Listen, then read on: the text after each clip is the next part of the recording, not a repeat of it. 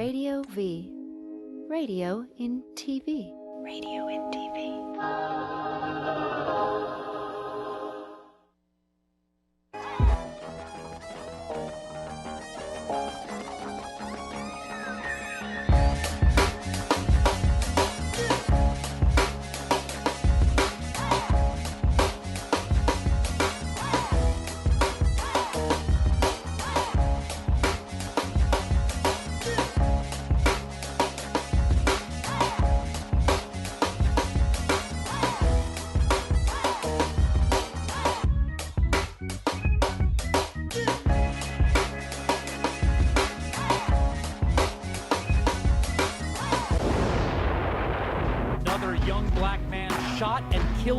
A young black man shot to death by one of their officers Saturday. Ferguson police officer. Hey, turn that up. Killing an 18-year-old. Fuck that, I make them duck when I bust back.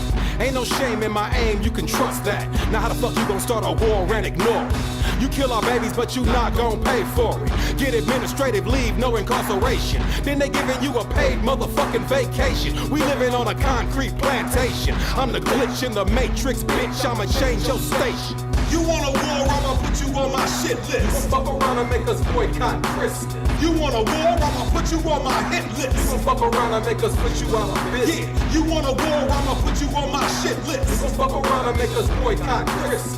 You want a war, I'ma put you on my hit list. You gon' fuck around and make us put you out of business. Black money, black power. Stop spinning it for just 24 hours. Then they recognize your life and your money matter. The glass ceiling will suddenly begin to shatter. You ain't got no money, but you gotta get the new Jordans. Think about the white supremacy your money be supporting. See, economically, they need your money to survive. If they ain't got it, how the fuck they gonna stay alive? You better wake up. You want a war, I'ma put you on my shit list. Ladies and gentlemen, the So What Morning Show back in the building. That's my homeboy Truth.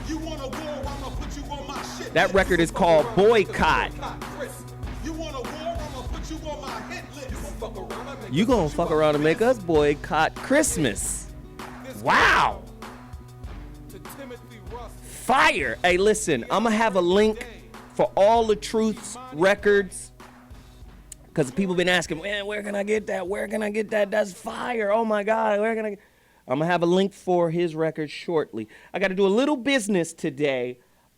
Everybody that's been ordering books, I appreciate you. Thank you, thank you, thank you, thank you, thank you. Some orders have come back to me because your addresses aren't correct. And then you hit me, where my book, where my book, where my book? Get the address correct, okay? Last week we had some technical difficulties, so I wasn't able to move the 15 copies that are remaining. You know, I wasn't able to get them out. I think we got maybe 2 or 3 orders, I think. Listen, I got a special plan for y'all. I got a special plan for y'all this week. This is what I'm going to do. You go to IamZoeWilliams.com right now and order my book, because there's only 15 copies left, or actually around 12 copies left. For those who order right now, I'm going to include a disc that I put together couple of years back. It's called Street Scholar. It is a lecture that I'm teaching on God. It's called the God Class Volume 1. Now, what's really interesting, it's me and one person. The person is asking me questions about religion and God. I took that conversation, edited, and put music to it, right? It's very meditative and peaceful, and it's really, really dope. If you order The Rebirth of Seeds right now at IamZoeWilliams.com, I'll include this, plus I'll autograph it and send it out to you tomorrow. So let's stop playing. I'll get it to you tomorrow. Also, just listen, Dr. Mark Goulston, you've got to support that. Real Men Don't Play, Bobby Glanton Smith, you got to support that. And, we got folk in the building. First, let me get at my homeboy directly to my left.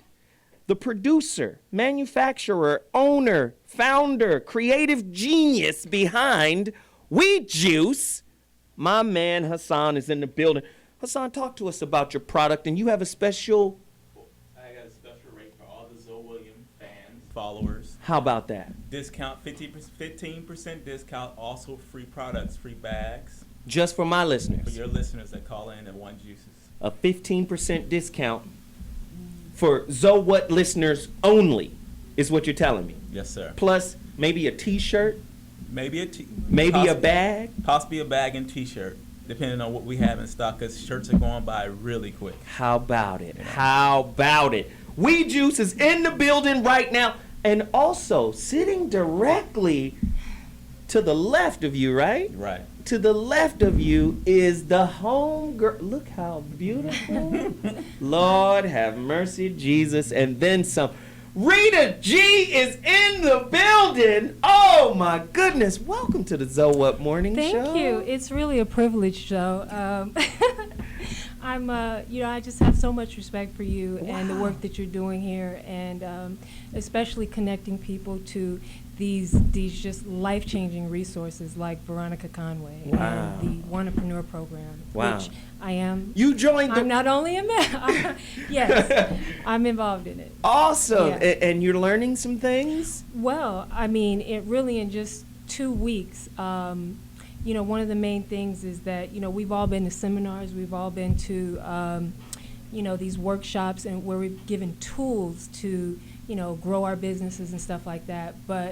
And in many cases, we pay a lot of money for it. Mm-hmm. But as she points out, if you don't really uninstall those internal mental programs that keep you from utilizing the tools, they'll never work for you anyway. Like the belief breakthrough? Exactly. How about it? Yeah. Annihilating the limiting beliefs. And I'm a new person. You're blown away, right? I'm just a new person. So I look forward to completing it. And I want to encourage anybody out there who's got a business that may not be reaching the profitability that they're looking for, and just want to make that breakthrough. Crazy, right? Yeah. So, again, you can go to blackmastery.com. Number one, get her NLP program. Now, for people who joined the Wantrepreneur to Entrepreneur Bootcamp.com, right? W2EBootcamp.com. For people who join that, they get the NLP that I'm about to promote as a part of that package, right? I need that. So blackmastery.com, you can download that right now from blackmastery.com. It's an NLP program that undoes the Willie Lynch and the limiting beliefs and all of the negative stereotypical beliefs that, black people tend to be raised with. Exactly. So it undoes all of that. Go there right now. Order Black Mastery from blackmastery.com. Get it right now. Now, let's go back to something that you're doing. You have a skincare product, a line, right? Yes, Skincare line for men. I use it. And women. And women, right? I use it. Talk to us about that, please. Well, I've often heard a lot of men say that, the woman looks prettiest when she doesn't have on any makeup. And, take that mask off, especially a beautiful woman. And I want fellas to know, women, we want to look beautiful without wearing makeup. And we would wear less makeup if our skin was healthy, vibrant, glowing, and we didn't feel that we had something to hide or conceal. And really that's what happens, when you wear a lot of those things, people feel like you're hiding something. So what's the name of your It's product? funny. My product is called Via Skincare. Via is the French word for through or by way of. Via. So it's through the skin that we, feed it this nutrition the same way with your juices. How a lot of people may think their body is working fine, but with optimum nutrition, performance is enhanced. Right. So people, we say black don't crack.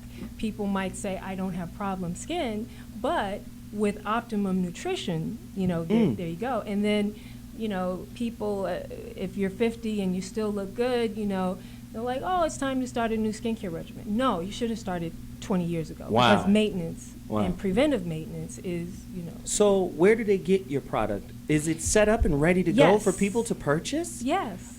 Even. Where do they buy this Via Skin product? Via skinscience.com. People Via don't know. You're Skin not just Science. beautiful. You're a damn biochemist. They don't understand this. I have a little, I discovered I have a little knack for chemistry, you know?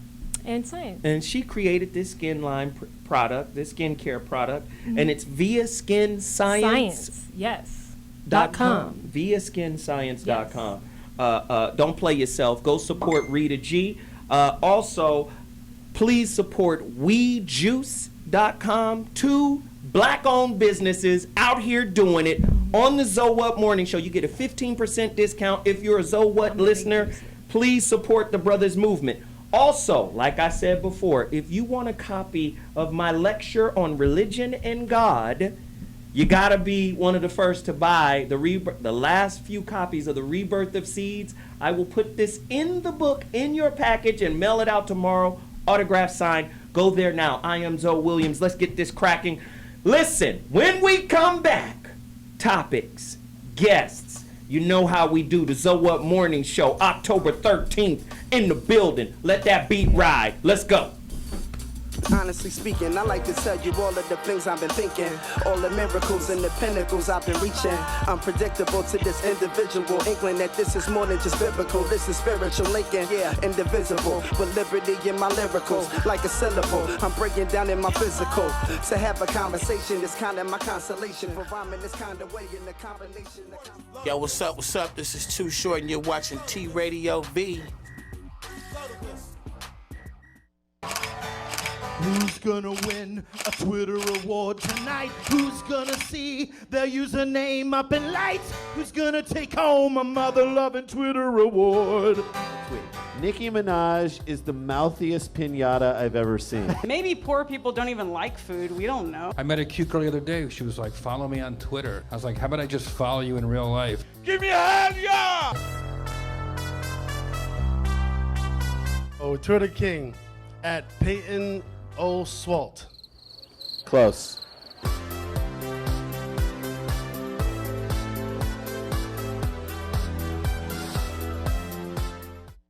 What it do is your man Money B from Digital Underground asking everybody to check out the Going Way Back show, your home for classic hip-hop, raw and uncut.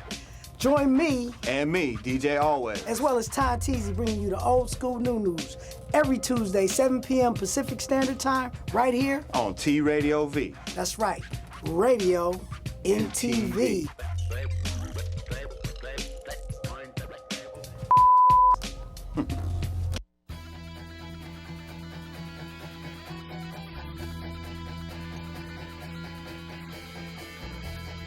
Radio V. Radio inside of TV. Oh my God, I love it. Keep it locked. You are the bomb. Mwah. What better way? What? I can't think of a better intersection than radio and TV. Right?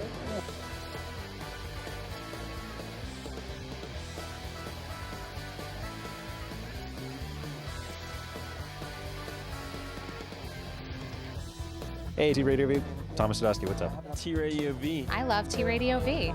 Because we need more kids watching TV. Hey guys, this is Chriselle Stiles. Hi, I'm Stassi. I'm Joel David Moore. I'm Frank Infante. Hey man, this is Richie Ramone. What's up out there?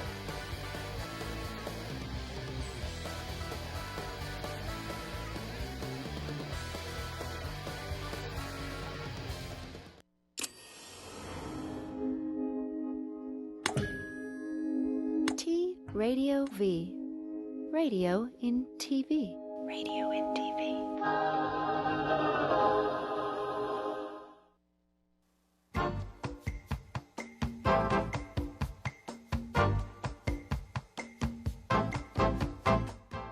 And one of the greatest tragedies in life is getting to the end of your life and looking back and realizing it was mediocre, and it didn't have to be that way. The number one reason is people are unwilling to listen and care about what's important to the other person. Well, what if you could be someone who dared to care about everybody in your life? When you're in love, smoke gets in your eyes. But when you're anxious, you talk more than you listen. I asked my wife a month ago, I said, I don't know whether to have an affair or buy a motorcycle. And she said, if you have an affair, I'll kill you. If you get the motorcycle, you'll kill yourself. Go with the bike. You love your music, don't you? No? No. Don't get me started there. You know, this token white guy gig is not the best thing in town. Anyway, but we're going to talk about how do you keep a nuclear family from going nuclear. And if you have a nuclear family of people who can only be right and never be wrong, it's going to go nuclear. So if you have a family of individuals, when you ask them, would you rather make our family better or be right, and you can't have both, if they pause, you know they have to be right, and that family's going to go nuclear. Now that's fun when we go at each other on the radio, because it helps people who have narcolepsy to stay awake. But here's the tip. What people should do if they want to prevent their nuclear family from going nuclear is they should sit down and say, going forward, how do we keep a difference of opinion from turning into a disagreement, an argument, a fight, or a war? And so you focus on the future, that no one has messed up yet, and you ask, and you get people to, because whenever you bring up anything that's already happened, it's just, no one's going to listen. People are just going to be defending their position. So ask your family, sit down, how do we keep a difference of opinion from never getting worse than a disagreement, and you might keep your nuclear family nuclear. Wow. Thanks, Dr. G, for the alley-oop. Here we come. Today's topic, it's a doozy. I know you guys saw Raven Simone. She said, hey, I'm not down with the labels. Don't call me gay. Don't call me African American. Right? I know you guys saw that, right? I know you guys have been paying attention to what's been going on in Ferguson and what's going on in New York and what's going on in Los Angeles with regards to how police black men. And when we did that show about Eric Garner right before Mike Brown, I said police don't police black men, they police stereotypes, right? Well, today's topic, the burden of living with stereotypes. And you know I have questions. Oh, damn, I got questions. Listen, if you want to participate, 855-878-4652. I promise, today I promise I'm getting to the phone line. So call me right now. Engineer crew, if that line light up, let me know. I want to hear from the people today. 855-878-4652. That's the number to dial. Is the LBGT? Is that how you pronounce it? I'm not going to mess that up for you. I know, Bobby. Jesus. Your little stereotype is old school, and that's what it is. Is the LGBT or LBGT, I don't know what it's called. Somebody tell me what it's called. Is that community leading the change in tailor-making the nuclear family? Has America dropped the ball on negative stereotypes of gender, sexual orientation, and race? And why I say the lesbian, gay, bi community, whatever, why I ask if they're leading it, because in a way they want families, right? They have families. And those families don't look like the stereotypical traditional family, right?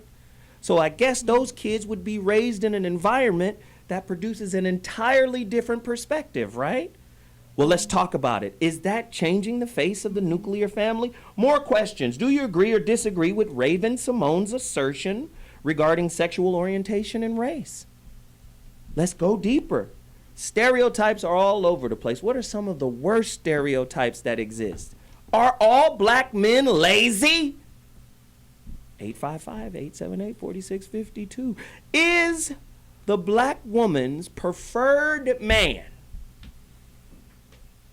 This is going to be tough. I got to say it.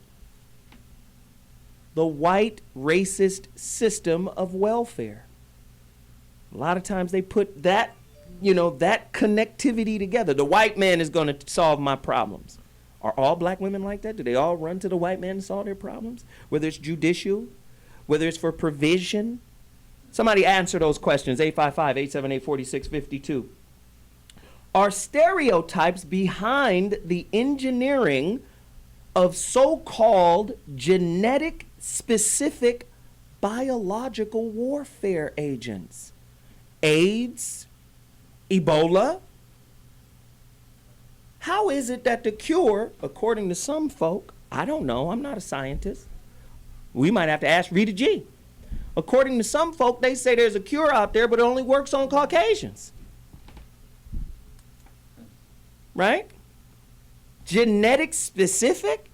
That had to be created with a stereotype in mind, right? Want to make sure that all shiftless, lazy rapper niggas die and all sweet white people live. We got to ask these questions. What would the American family look like without gender bias or stereotypes? Are stereotypes useful? In what ways are they useful? Somebody call us, 855-878-4652. I promise my team is going to let me know when you call. I'm going to get your information. We're going to talk. Somebody reach out to us right now. I got one more question before I throw it to the crew. Was racial profiling / stereotyping a part of Planned Parenthood's original blueprint?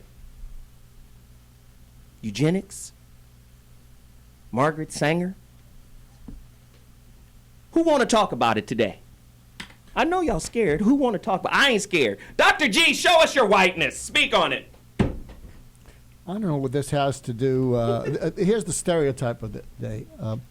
I wrote a blog. It's probably not going to get published because it's in a more white publication, Black Men, and it's called No Country for Black Men.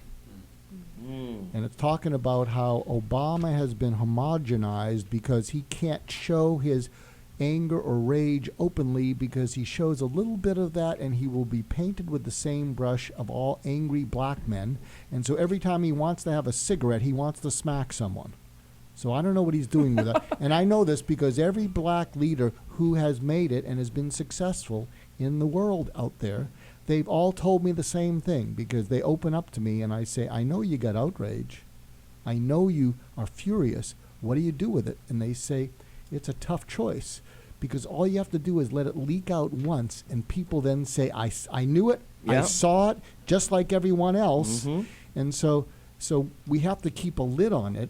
And I think that's the problem for Obama. My guess is he's got lots of anger and frustration inside, but he's not allowed to show it.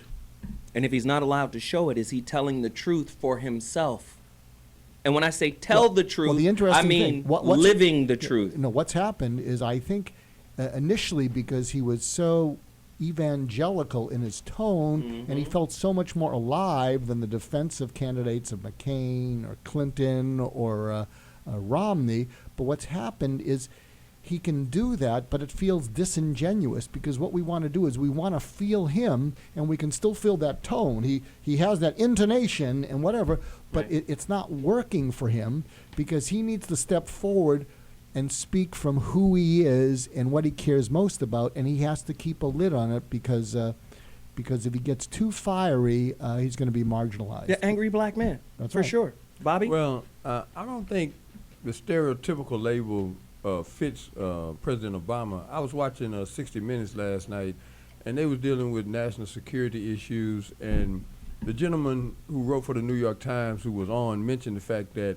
during the Obama administration, more First Amendment rights have been suppressed than all 5 previous presidents put together. And I thought about that for a minute, and I realized that once Corey Holcomb said a long time ago that presidents are selected as opposed to elected. So I don't know if he fits the stereotypical profile or not, because during his administration, he has mirrored the behavior of previous presidents more so than he has. But still been disrespected for it. But Dr. G's point is still there. He's still been disrespected for it because at the end of the day, no one can argue that this current sitting president isn't the most disrespected president.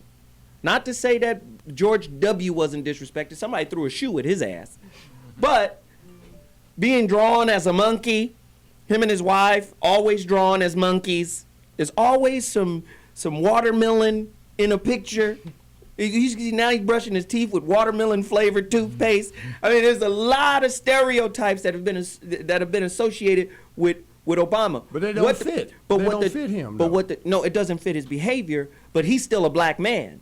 Really? And what he's saying is, I agree with Dr. G on this one, because at no time in the history of the presidency has there ever been a president that had to be worried about the perception that is associated with his race. Obama is worried about the angry black man stereotypical perception. And that's why people get frustrated. When is he going to get mad? When is he going to get angry? Because he knows if he pops off like we pop off, see, I told you he was an angry black man, and you know how politics roll. Then the spin machine gets to rolling, and now he's really going to get bombed. It's like when we needed a Nixon to go to China. If a Democrat went to China, then we would be cavorting with the enemy originally. Right. Mm-hmm. And so what happens is Obama is really has a lid on him, because if he starts to act pro-black, well, we knew it was like that. And something else that we've talked about in previous shows. What is it, when you have all this monkey watermelon thing, what is it that frightens white men about black men, white society? And we talked about it. And I think what frightens most white people, especially white men, about black people is white people put themselves in the shoes of black people and say, I know they'd be angry, because if that was me, if I was disregarded, if I was just marginalized, I'd be furious. And the fact that they're not showing it means that they're not being genuine. So you can't win either way, because it's the whites we don't believe feeling you. it. That's right. We don't believe Rita you, G? because if I was you, I know I'd be angry at me. Go ahead, Rita. Yeah. Say it. Yeah, I just said, we don't believe you. That's the collective. But I do kind of identify with what Bobby is saying, in that, okay, if he, did this show of pro-blackness, it would just be for histrionics, because he's still purporting the agenda that's there to be purported. So, who really cares? It matters in this way to me, in terms of the arc of this conversation about stereotypes. They only fit. A stereotype only fits if you buy into that, because there's always been other examples. People always talk about Jackie Robinson as though he just put up with overt racism. When he was in the United States military, they court-martialed him because he would not tolerate being treated as a second-class citizen. Right. Even when he played professional baseball, he did that for 1 year. In terms of taking all of the indignities that we saw them continually replay. After that first season, he'd go in hard. And what's interesting about that? Isn't that the methodology of the slave master, is to try to break the buck? Mm-hmm. Get the most radical, the most defiant, and break him in? Because if we can break him in, all others will follow suit. Listen, So What Morning Show, we about to take a quick break. When we come back, more guests, more info, stereotypes. Are you living through one? We'll be back in a second to discuss it. Deuces. Ripping amongst them folks that floss them freely. Frosty, I pawn you off like what's because I'm bored, now king me. Burning my tree leaf, blowing smoke about your speaker box to get you niggas equinox enough to have me and my accomplice beating down. Hi, I'm Sheriff John Bonnell. You're watching T-Radio. Radio and TV? What? Perfect. That was perfect. Why are you asking me to do this after 12 drinks?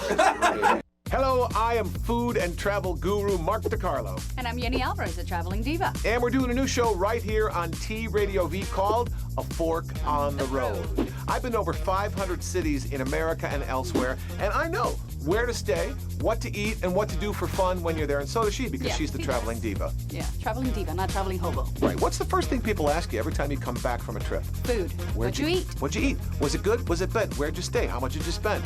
We have all the answers because we know people everywhere. All the information. Every week we'll be interviewing a different chef, a different celebrity, a different musician, people that travel for a living and who know all the back roads. Authentic travel, authentic food, great places to go.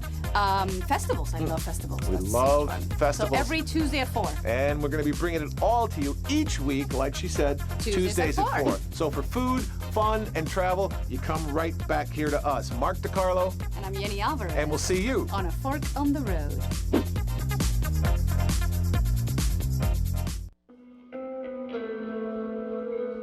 Hi, this is Slim Jim Phantom, and you got the big beat.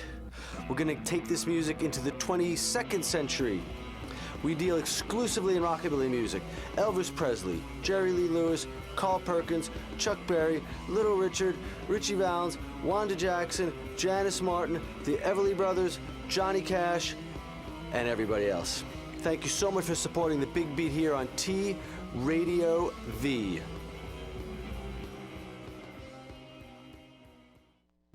What's up, y'all? It's Edie Don. And I'm David Pink. And we are the hosts of the Real Talk Show that airs every Tuesday. You so serious? Real life, real topics, real subjects. Shop Talk, David Pink. Real Yes. people. Taking over. Your What y'all homie Don think? Juan providing the vibes. Oh, yeah, he does every week. Oh, man, we What's need up, y'all Don to tune Juan? in every Tuesday, 6 p.m. to 7. T Radio V. Radio and TV. It is radio. Radio and TV. You're crazy. Let's do another one.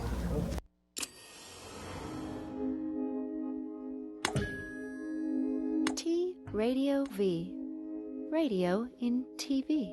Radio in TV.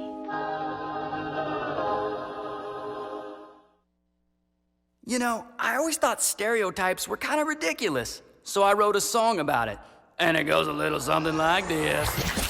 I think I love you more than the Japanese love tentacle porn, and we should dance to these stereotypes. Let's come together and live in this world like a unibrow on an Indian girl, and we should dance to these stereotypes.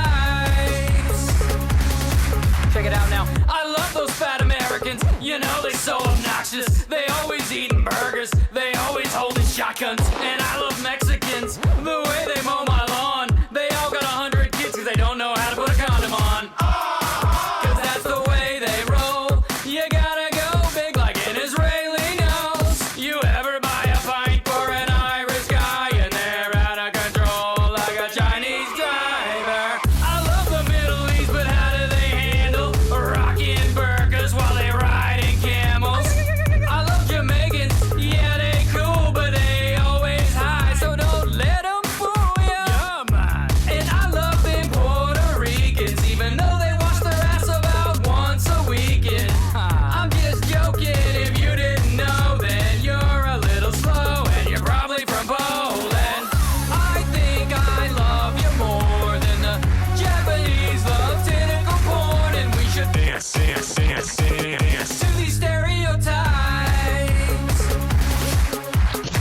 Let's come together and live in this world like a unibrow on an Indian girl, and we should dance to these stereotypes. Check it out now. Oh yeah, let me hear you yell if you love the outback redneck Australians and the crooked ass teeth of an English dude and those creepy Italians who think they're smooth. Mamma mia. And how could anyone hate the French? Yeah, I know they're hairy women don't shave their pits. Brazilian girls is what you want. Walking around town with that badonka-dunk. I love Africans, but hold up a second. National Geographic says they all butt naked, breasts hanging low. What have they done with their clothes? Disappeared like Coca Colombian snows. Uh-oh, you're all on my checklist. Even Russian guys who drink vodka for breakfast. The stereotypes, and if you believe them, then your brain is small like a Korean penis.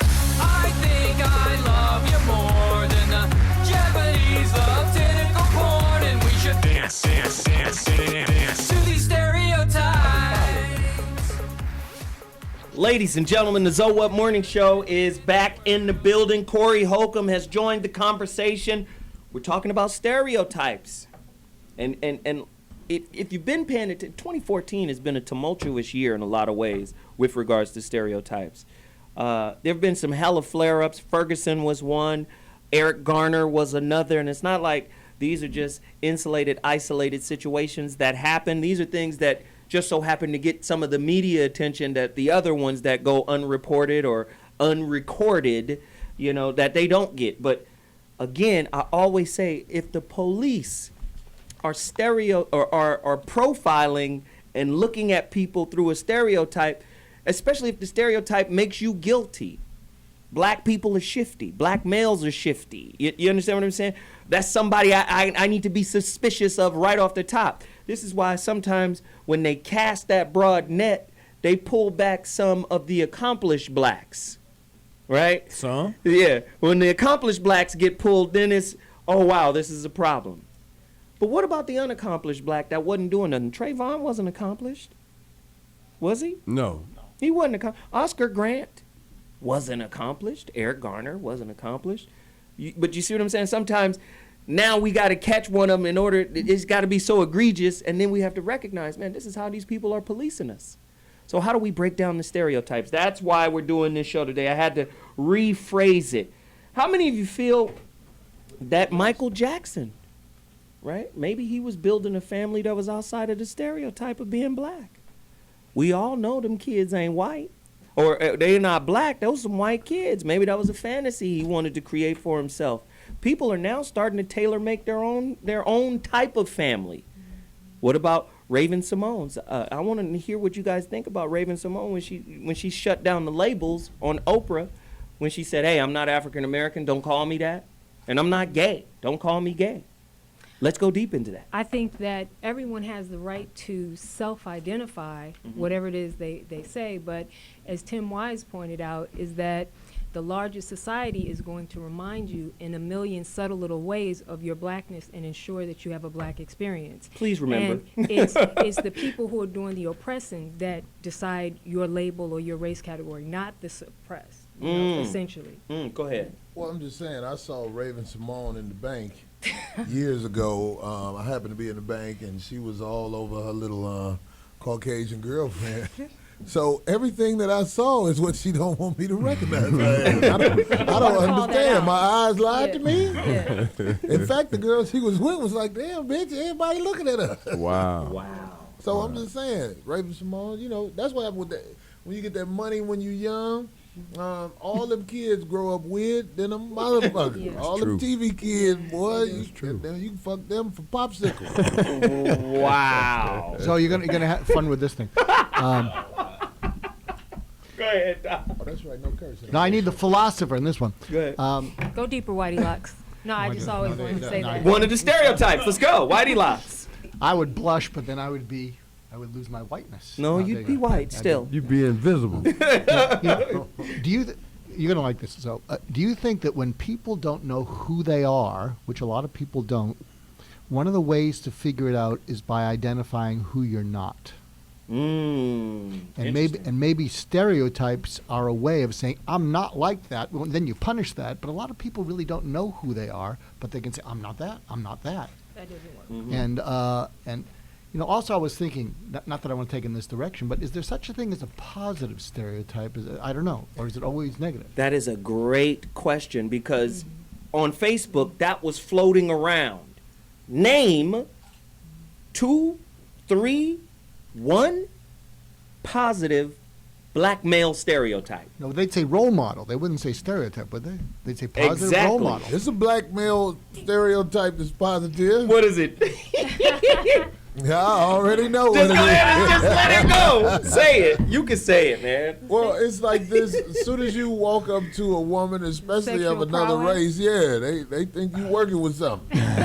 Right off the bat, right? Right. So you get that credit in the beginning. You got to lose that credit by being around that person. You got to lose it. Is that considered a positive? Because that specifies that we oversexed.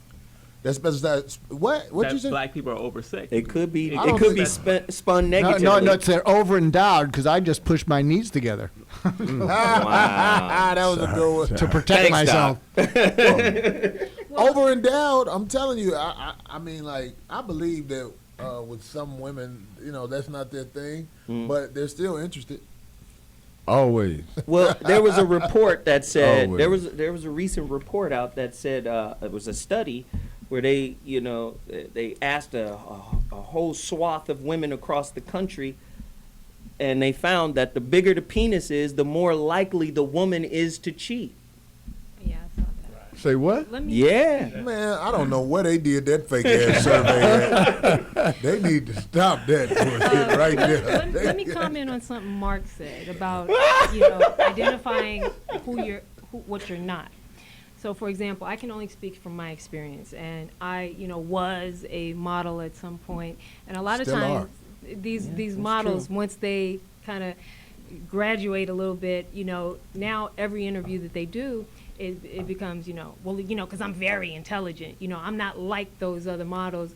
Because the stereotype of the model is just, I'm beautiful. But see, the more that you say, I'm not like that, the more a person puts you in that category anyway. She's trying too hard to not be, you know what I'm saying? Because you don't have to say what it is. Exactly. A rich person don't have to walk around with a sign on his forehead that says, I'm rich. Well, you bring up another issue, and another issue that kind of grabs me is we've talked about nobody phobia here, and a lot of people feel that if you're not somebody, you're nobody, and people are so desperate to find out a way to be somebody, because being anybody is the same as being nobody. It's crazy. It's crazy. Interesting point. Mark Twain once said, make your point real quick, and I want to pull this caller. No, go ahead with the caller. Caller, you're on the line. Holla at us. Zoe What Morning Show. Yeah, what's up? What's your name? Where you calling from? I'm calling from Montreal, Canada, and my name is Yves. Your name is Eve? Oh, I know. Yes, like Yves Saint Laurent, Yves. Okay. I was thinking Eve from the Bible, but go ahead, speak on it. You were stereotyping him. So, come on. Yeah, I was mentioning that stereotype will always be there, because I think that's a way to control us. In the sense that we cannot do things right. No matter what we do, it's wrong. So it's a mind game. It's a way to control us. And also, since we've been kidnapped, you're not going to have equal rights, because if we take it in a smaller scale, let's say somebody kidnaps you, they're going to put you in a chain, they're going to treat you really bad. And once they will be able to control you, you will be able to roam around, do certain things, but they will keep an eye on you. They will make sure that you won't be able to do everything you want, because they know that the kidnappers are wrong. So anytime they give you a chance, you will turn against them. So that's my opinion for today. Well, Eve, thank you for the call, man. We appreciate it all the way from Canada. I'm glad you guys are listening to what we're cooking up over here. Thanks, man. I appreciate it. See why his name Eve now. Put you to sleep. Lord. Listen. When we come back, I want us to deal with, that topic. You guys remember there was a lesbian couple that got a little black baby back from the donor, from the sperm donor bank. They didn't want a black baby. They're living outside the stereotypical nuclear family. They want to pick and choose and tailor make their family. We want a little white girl. We two white lesbians, we want a little white girl. I thought it was just about being parents. Did you see the little baby, the little black girl? She was so cute, pretty, She cute to you. She wasn't cute to them. Hey. Is this the era we're living in right now? Designer families? When we come back. So What Morning Show. I'll talk to you in a minute. Deuce! Now they gotta hire more ones, more handcuffs, billy clubs, and stun guns. See, more calls, more CBs and sirens. Most drug offenders is non-violent. It's all corporate, the state ain't the owner. This prison's brought to you by Time Warner. Reverse agreement with the United States. Hey, what's up? It's Tone Loc in the house, and you're tuned into T Radio V. What it do? Is your man Money B from Digital Underground asking everybody to check out the Going Way Back show, your home for classic hip-hop, raw and uncut. Join me and me, DJ Always, as well as Ty Teasy, bringing you the old school new news every Tuesday, 7 p.m. Pacific Standard Time, right here on T Radio V. That's right, Radio in TV.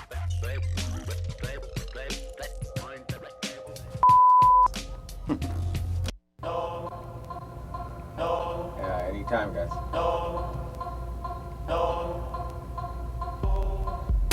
Hi, I'm Curtis. I'm Anthony. And I'm Wes. And we're the worst show on the web. Mondays at 9 p.m. on T Radio V. Oh, that's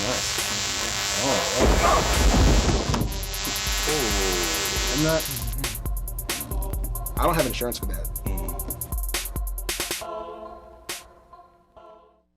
Hey guys, I'm Pilar Lastra. And I'm Joey Heim. Be sure that you catch our new show, Sports List.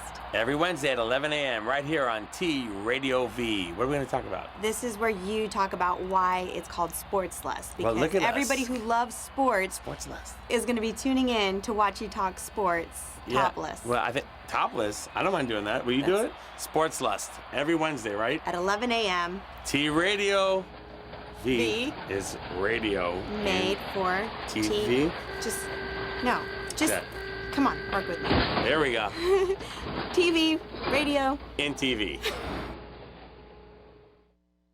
Hey everybody, Sean Astin here. You may know me from Goonies, Rudy, The Lord of the Rings, but actually my calling is as a political radio show host. So I am proud to announce that I'm bringing my show, Vox Populi Radio, right here to T Radio V, Radio in TV. Thursdays, 12 to 2, live. Did I say that it's live? Live. Call in, tweet in, check in.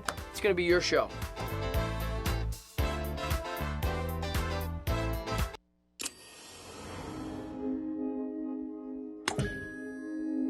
T Radio V. Radio in TV. Radio in TV.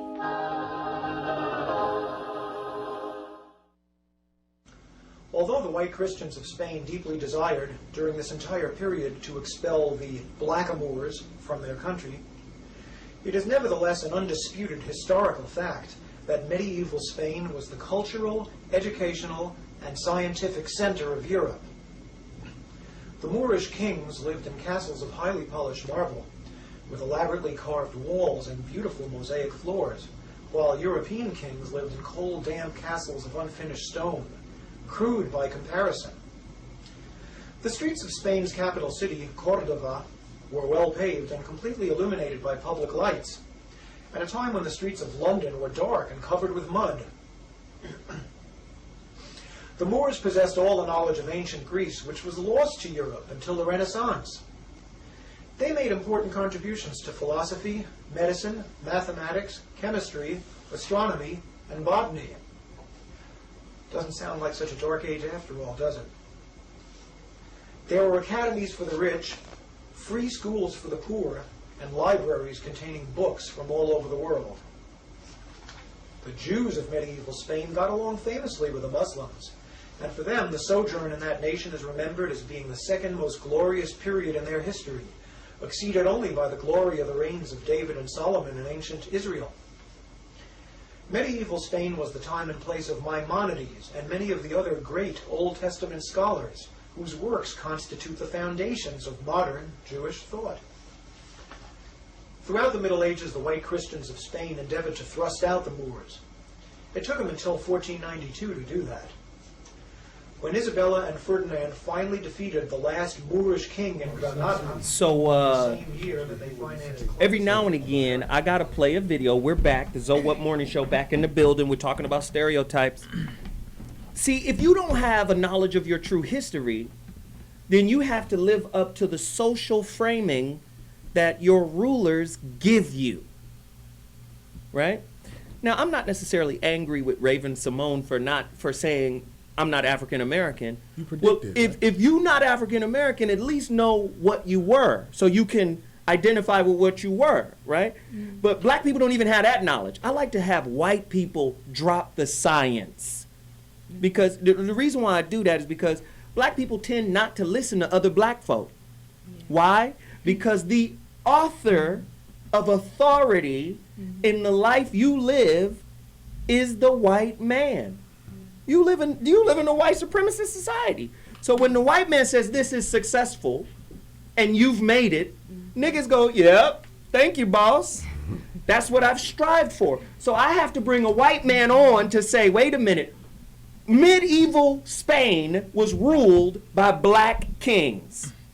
And the advancement of that society was so far beyond England and Italy and everywhere else that was the center of knowledge in medieval Europe. I have to have a white man come on and say that. Why? This is why we are associating ourselves with stereotypes, and I'm asking you to challenge these beliefs. So we're back, and the panel's been talking, during the break. Go ahead, Corey, what did you have? A video like that, Zoe, what you should have done, like one day me and you, we should play that video where you press a little segment of that video, and I critique it in street terms. I'm with it. And then it will really open their eyes, because even though that man is dropping bombs, you're still missing some who might listen, but they get intimidated by his language. Yeah. So when you have it critiqued in a way where people can understand it two ways, you have him as the validation, right? And then you have somebody speaking the other way. That'll be something brilliant. Smitty and Hoppy. It could be a TV show. Let's do it. You know That's what I mean? Smitty and Hoppy. I'm down with that 100%. Penn and Teller. But I also do this too, though. Black man who is intimidated by language, understand that you're the father of language, even English. You're the father of it all. Don't be scared. That means you created the shit. Exactly. Black man, the first language on planet Earth was cuneiform. And from cuneiform comes hieroglyphics. Now translate that. The first language was jive. But it's all yours. So just because because white people very, very clever with this. Oh, wait a minute. You know what? I want to claim Egypt and the pyramids and everything there. So what I got to do is reclassify race so I can claim Egypt and still be justified for going into Africa and taking people as slaves. And making Ebola so that you can justify bombing the land and act like you saving the rest of the world. Because that's what they own. Go ahead, man. You talk about stereotypes. One of the most damaging stereotypes is that white people are smart. And it's interesting because we'll sleep right through that. You saying white people dumb? Is that what you're saying? As a box of rocks. Not as a whole. Not as a whole. That's not Bobby. what you meant. We got That's a not smart what you white meant. man sitting right here. Man, look at here, man. I was with this white man. Man, look at here. Shit. This white man, we was in a meeting, and the first thing he did was walk into somebody else's space, all right? And he walked right past all of the stop signs. First of all, you in somebody else's camp. It was a boxing camp. He didn't look around the room or anything to notice who was in charge or anything. He thought he was in charge, and it cost him money. That's stupid. That's dumb for you not to know when you are at home and when you're away. But I want to say this. George Bush would go into a room with foreign leaders from all over the world and be the dumbest person in the room. Because he can. And look what it cost us. Thank you. That's because he can. There was a consequence for that. What was the consequence? We're paying for it right now. What are we paying for? He not paying for it. No, what are we paying for? What you got to hear this? Okay. Here's what we're paying for. Every time you cash a check, they're deducting money from that check, right? They call it taxes. All right? So it's costing you that dumb son of a bitch committed us to a war that's still going on long after he done left office. He been out of office almost 8 years, and we still paying for a war he started. It's amazing how people think that George Bush has that much power. He don't. He's their front man, brother. Do you pay taxes? I want to say this, though, about the first thing you said. I believe that in all races, there are intelligent people and there are dumb people. Right. All races. I've seen some dumb black people, and I've seen some very intelligent black people. I've seen some dumb Caucasian people, very intelligent Caucasian people. Asian, you name it. Okay. So I don't think in one race you can name any one race anything, because it's individuality. I And stand some corrected people on are- that. All right, yeah. But the I perception. know you meant it that way, Bobby. Yeah, you're right. You're just I- speaking from the heart, from right. what you've been through. Because we've all done that. He's speaking from his pain. Right. Go ahead, Hassan. But what that white cat did was called white privilege. Right. That's what he did. Entitlement. Entitlement. In fact, he was looking at y'all like, y'all niggas in my way. Get the fuck out my way. You know, it's interesting because Jews, I'm Jewish. No shit. No shit. There go Bobby. No, here's what we have in common, except we have it much better, the Jews. Blacks, especially black men, are feared. Jews are resented. And they're resented because, how'd you fix all the banks? How did you get all the money? How'd you figure all this sort of stuff? But I'll tell you, Jews, when they walk in a room, unless they kind of know their place, because there is a certain paranoia, amongst the community that is against us. And part of the reason Israel has to defend itself is because, if you had the enemy building underneath your house, and their main thing was they were going to kill you, and you literally have a foundation, and under your house is that, I mean, that could probably cause anyone to feel a little bit unsettled. I have a question for you, Doc, and then I'm gonna go to Bobby. Please. Can't we just be frank? Don't not be frank. How do Jews reconcile? I'm talking about modern day Jews. How do they reconcile taking that land? Because if we speak genetically, historically, the Jews who are in Israel today, most of their genetic makeup will connect them to the Khazaria of Russia, Poland. They're not indigenously, genetically from that land. Okay. How do you reconcile here's that? an interesting thing, and I think there's a parallel here. I think the Jews were able to do it because the shame surrounding the Holocaust was so huge, and they almost got totally decimated. There's not that many Jews, a lot more blacks in the world. So I think the world had this guilt conscience. Well, let's give them some place because they were all killed off The world? in Europe. The world or America? No, I'm not even talking about Europe. Well, let's give them a place. But I think there was a shame element. But here's the parallel. Where is the shame in America for enslaving black people? There's none. There's a lot more than 6 million kids over here. That's a great question. But here's we're talking about we're talking stereotypes, and one of the stereotypes about Jews that I want to speak to today is that they are not a willful people. I don't see them as being deferential. There's a movie out called Defiance. It came out a couple of years ago. Mm. If you see that movie, it'll change your perception of what a Jew is. He's a killer. He's a killer and a defender, just like you said, there's no totalities. That's a great example that they ain't all bookkeepers. Some of them are killers. Real killers. Oh, yeah, and the Israeli army is one of the most effective armies in the world. Right. And rightly or wrongly, they'll say, well, we need to be this. We need to have the whatever that Iron Dome defense because it's raining. Raining bombs to kill us, and so now maybe it's overplayed because big time. Because those are I'm always watching the person that lays back and plays the victim like, oh. Guys, we have a caller on the line. They want to chime in. Caller, what's your name and where you're calling from? Welcome to the Zoe What Morning Show. The phone lines are open, 855-878-4652. You better get in now, because I don't hardly ever take callers. Let's do it right now. Where you calling from? What's your name? What's up, fool? Caller? Yes. What's your name? Where you calling from? Daryl, calling out of Tuscaloosa from Detroit, though. Okay. All right. Yeah, calling out of Tuscaloosa. Calling out of Tuscaloosa from Detroit, though. Got you. Okay, got you. You said it twice. We got you. Now, what's your point, brother? Holler at us. Yeah, my point on the stereotype, which I was talking about. First off, respect to the whole cast. Thank you. Yeah, first off, respect to the whole cast y'all got. Is this a real? Give him a chance, huh? Okay. We listening, brother. Yeah, we listening. Yeah, respect to the whole cast. What I got to say about the stereotypes is basically what you said about the war strategy, about the propaganda strategy. Mm-hmm. It's basically where they make the Caucasian the right image, and they make us the bad image through the propaganda of the lie. Like you said, it's like the war strategy you was talking about. It's like through our music, through hip-hop, if you notice, all we do is tell the lie, and people believe it. Wow. That's true. Wow. Okay. I like that, man. Thank you so much for calling from Tuscaloosa, man. I appreciate it. By way of Detroit. They lie about things most of the time. That was a hell of a point.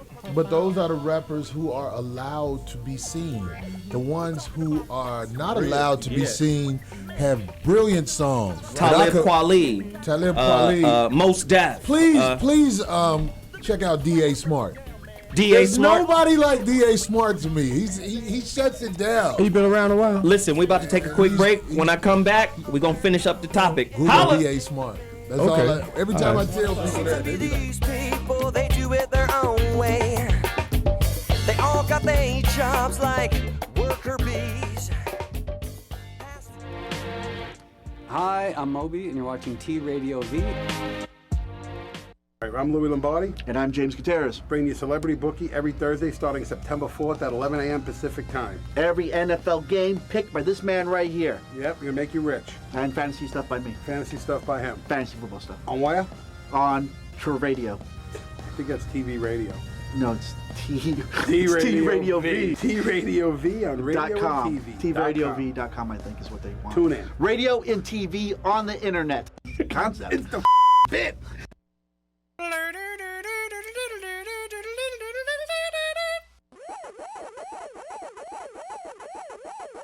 Let's Get Digital, Wednesday, 6 p.m. on T Radio V LA.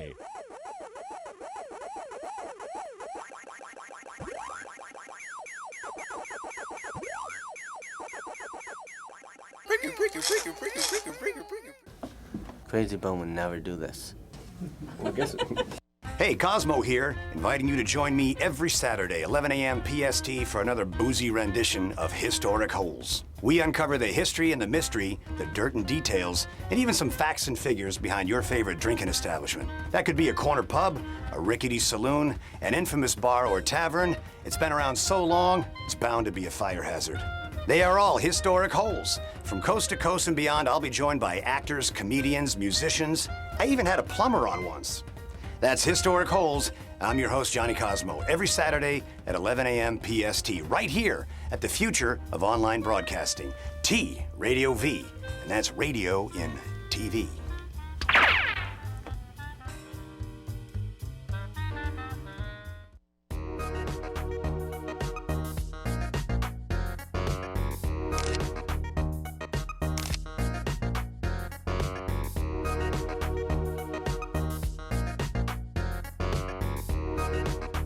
Excellent, party time!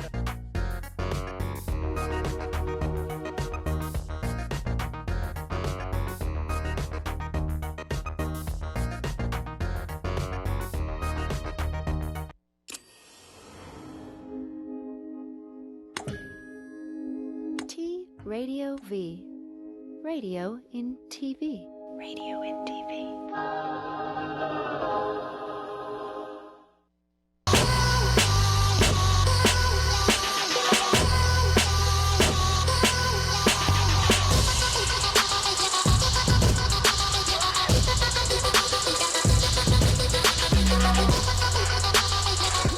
Hey, let me hit that shit from the back.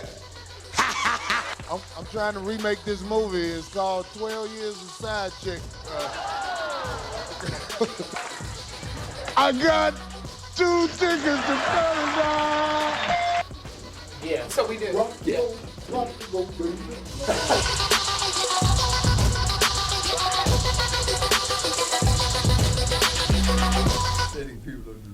Hey, what's up? So, as I was hit with this last-minute rant, I want to talk about deadbeat dads and where they come from. Deadbeat dads are created by the scummy, low-standard whores with effortless pussy.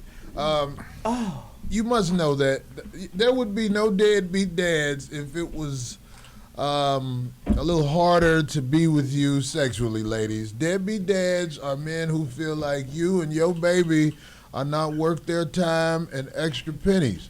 So the next time you decide to, because there was this one lady on the internet, she had a picture of her child's father and had deadbeat dad, and it was turned into a T-shirt that she had the baby wearing. Mm-hmm.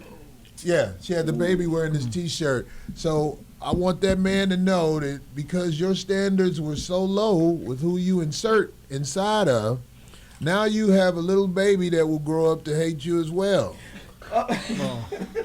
Your job as a man is to go out there and find a woman that you feel you can be happy to see. And I know how it is on them late nights where you just go ahead and you deal with the girls who built bad, talk bad, and they house smell bad. So now you are stuck with a child that will grow up and repeat the process of failure. So all you deadbeat dads, you are a deadbeat dad because you slept with a deadbeat woman, and deadbeat women who think they're not deadbeat moms, you are lost. And that's my rant today. Wow. There it is. Jeez. I love it. I love it. I love it. I love it. Hey, that was Corey Holcomb sitting in for Jeff Brown doing his intellectual rant for the day. If you agree or disagree, you can follow Corey at the Corey Holcomb on Twitter. Please respond. Send your responses to Corey right now if you agree or disagree. That was great, man. I love it. I love it. Hey, Deadbeat moms. Somebody on Twitter just said, studies show how our brains skip details in order to process information faster. That's why stereotypes are useful. So if I can clump all of this information into a stereotype, it is more easily digestible to my mind. So again, we hear things like confirmation bias, right? Where it's just so much information that's inundating our nervous system, we tend to narrow that information down to a particular perspective.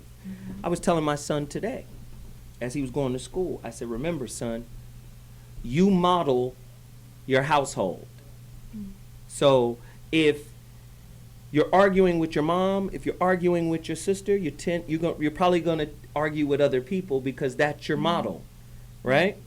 So now, the stereotype is a model, a template by which we interface with each other. Christians are not going to get with Muslims. Not that it doesn't happen, but all too often there's a conflict between ideas as opposed to conflict between people. You know, the caller about all this processing thing, that triggered something.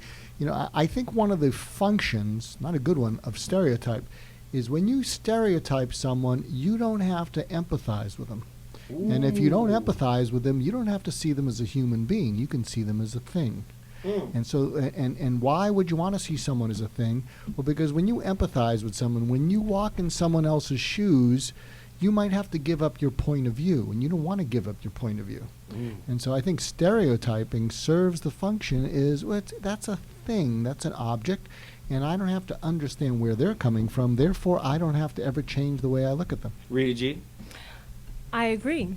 And if we look at the way that our black men are, you know, portrayed in the media as the, you know, monsters and derelicts and Little Wayne-ish types or whatever, then when they're slain, like you know, the Oscar Grants, the Trayvon, you know, it's almost like there's a part of the white people or collective society that says we're better off without that type anyway. We're better off without their type. So there's a question on it. A week ago, I went down and I spoke at the Union Rescue Mission to homeless teens, you know, who have to stay there. And, you know, to be honest, I'd really never spent too much time down on Skid Row at nighttime. And I got this flashback when I was in Mumbai and Delhi, and the difference was the poverty was probably as bad or worse in Mumbai and Delhi, but the people were happy. And what came to me is when I looked at these poor souls or soulless souls in Skid Row, and this is the challenge to my respected co-host here, is I said they had their history taken out from under them, and so they don't have anything to stand on, whereas in India, they have a history. They have a way to bond. When the Jews, they've never really been lost. They've been wandering Jews. They've been wandering whatever. But when I looked at Skid Row, it was like your history was eviscerated, and you've been trying to compensate for it. And maybe there needs to be a new history for the black community, different, equal, better, more relevant than, you know, the African slave identity. I'd like to hear from people. Corey, translate that. I don't think I can, because it was too ideologues. No. What he was saying, I get it, but there doesn't need to be a new history. Yeah. The history that needs to be known needs to be taught, because there's a lot of people out there who literally have no idea who the fuck they are. They don't know. And I want to say this about stereotypes, because I think this is going to jumpstart something right here. I think you should be allowed to stereotype people if you have a certain level of intelligence. But that's what happens. No, I'm saying, I like that. No, people perpetrate intelligence. People act like they're smart because they have a diploma, a degree, or something like that. Dumb as rocks. If we're gonna look for something to try to create, we need to try to establish something that shows whether or not a person is intelligent, even though they have tests. You're going to look, Corey. You're going to love this. A black female friend of mine who is head of HR at some company, and she said, I don't discriminate against groups of people, but I do discriminate against individuals. I like that though. Say more. Say more. No, Say what you more. were saying is no. I don't discriminate. I don't. I don't look down on. I treat all groups as equal. But there are some individuals that I do look down on because of their behavior, their attitudes. They don't follow through. So that's what you were saying. I agree with her because I think Obama is the worst thing to happen in this country since they dropped the bomb on, you know what I mean? Obama. He's the worst thing to happen. So listen, guys, the phone lines are on fire. I'm being told. Callers, give me my next caller. Tell me your name and where you're calling from. Talk to me right now. So What Morning Show in the building. Live callers. Let's go. That one wasn't live. Jokes for Corey Holcomb only. Thank you. Did you say something? Right. I couldn't hear that. No, he said a joke. I was like, jokes are only for Corey Holcomb. I'll keep in my corner. Jeez. You have to know your place. Caller, you're on the line. Talk to us. Where are you calling from? Hey, what's good, Zoe? This is Ronan from Indianapolis. Ronan from Indy. What's happening? Maintaining, man. I want to say much love to you, Corey. Welcome back with the 5150 show and then everybody talking about this topic. Speak on it. And I wanted you to, the main thing about these stereotypes, while there are benefits of it being good, the things that separate them is intensity and intent. And what I've noticed is when it comes to these stereotypes, there are the fearful who will allow you certain breadcrumbs to, to munch on. Like, let's say, like when they say with black folks, they say, like, you guys originated, mathematics and things of your history. But they will destroy, discredit, and all kind of things to those who aspire others to go reclaim who they really are. So when I see everything that's happening here, especially when you have the lesbian couple talking about, the situation with the child, a lot of those situations like these patchwork families, it's all forms of indoctrination. You get people comfortable with running from themselves and what they were meant to be. But I wanted to get you guys to, get your thoughts together as far as with the situation with this Ebola thing, which happens to be the new of biological gentrification. Man, I want to know what you got. Man, hey, brother Ronan, I appreciate you listening to the show and staying locked in with us this whole time. Thank you so much. And I promise you guys, I'm going to start getting you guys and your perspective in more through the caller lines. Again, the phone lines are open, 855-878-4652. We got to take a 1-minute break really quickly, but when we come back, more callers, more question, more info. We go in there. So What Morning Show talking about stereotypes. We'll be back in 2.2.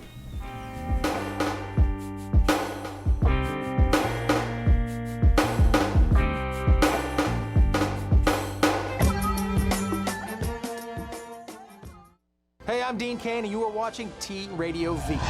I'm watching it too. Right now. Seriously.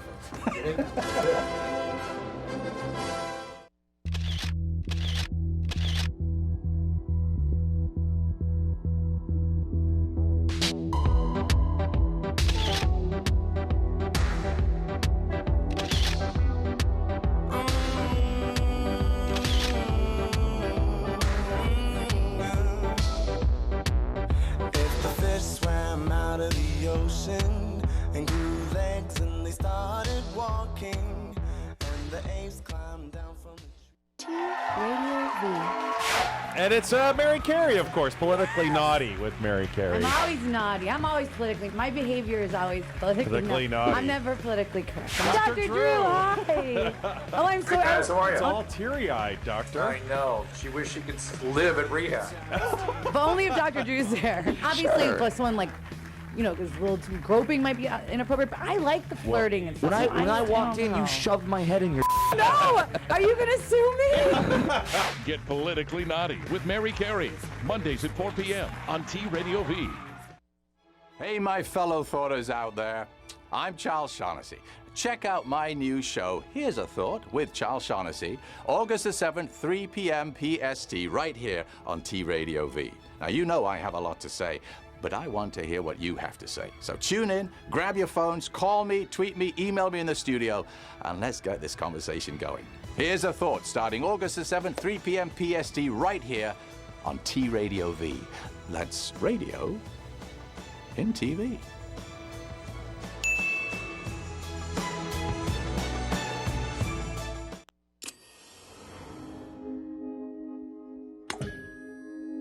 T Radio V. Radio in TV. Radio in TV. Who is the great magician who makes the grass green? E prime is English without the use of any form of is or being. We're trapped in linguistic constructs. All that is metaphor. I believe somebody said that before me. I've decided we can't get beyond words. What we got to do is get more cynical about our words. You'll find that by dispensing with is and trying to reformulate without is, you just naturally fall into the kind of expression which is considered acceptable in modern science. Also, it's the type of consciousness that Zen Buddhism tries to induce. Using E prime, you will understand modern science and Zen Buddhism both a lot better than you've ever understood them before. Martin Gardner has written a long essay proving that to think like this will destroy your mind. I think it adds tremendously to clarity. I am removing the is from my writing more and more. Removing it from your speech is even harder. Instead of thinking the grass is green, to think the grass appears green to me. And this saves me a lot of time, by the way. I don't get embroiled in arguments like Beethoven is better than Mozart, or rock is better than soul. I define such things as meaningless. And so people get into arguments like that. I just say, well, Beethoven seems better to me than Mozart most of the time. But I don't say Beethoven is better than Mozart. People would, by and large, act the hell a lot more sanely, and especially if they, when they got rid of is, they put maybe in more sentences. I think if everybody used maybe more often, the increase in general sanity would be absolutely, it would seem absolutely astonishing and completely flabbergasted everybody. What the hell is this? We suddenly got a planet full of sane people? When did that start to happen? I didn't even notice it. You just listen to the craziest people on the news and on television, or the craziest columnists in the newspapers. You notice they never say maybe. They're always quite sure. And they always know is. And they never say seems. They always say is. People start arguing about words, and they're mostly arguing about whether the words that they apply to the objects they have created out of the infinity of possible objects that could be put together. They picked up a few of them. And they Wow! And they quarrel. That was the legendary Robert Anton Wilson, author of the book Prometheus Rising and Quantum Psychology. I urge you to go get those books. What he's breaking down is something called E prime. And the people on planet Earth who have a more direct contact with nature and reality are scientists, right? Scientists are at a point with string theory, quantum physics. They're at fourth dimensional math right now. In other words, the math is so fucking precise and intricate that English can't convey what the math is seeing. So what scientists have now done, right, really quickly, brief science thing, the electron is no longer a solid thing. It's only solid when we look at it. When we're not looking at it, it turns into a wave. So back in the 20s, when quantum physics was just coming into being, they said, what is that? Is it a wavicle? It's a particle and a wave at the same time. It's a wavicle. What is it? And then they started to recognize, listen to this very carefully for all those people who believe in the law of attraction. It knew, the particle knew when we were observing it.